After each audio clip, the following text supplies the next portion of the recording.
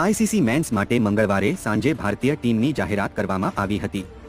હવે south Africa અને ન્યૂઝીલેન્ડે પણ આઈસીસી મેન્સ વર્લ્ડ કપ માટે 15 ખેલાડીની ટીમની જાહેરાત કરી છે, જેમાં સાઉથ આફ્રિકા માટે એડન માર્કરામ આગામી વર્લ્ડ કપમાં કેપ્ટનશીપ કરશે, તો ન્યૂઝીલેન્ડનો કેપ્ટન કેન વિલિયમસન હશે.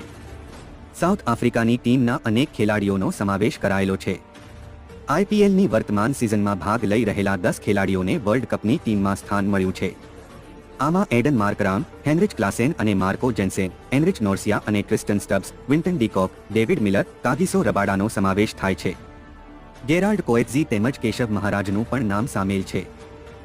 ભારત ઓસ્ટ્રેલિયા બાદ આઈસીસી મેન્સ વર્લ્ડ કપ માટે સાઉથ આફ્રિકા અને ન્યૂઝીલેન્ડ ટીમની જાહેરાત.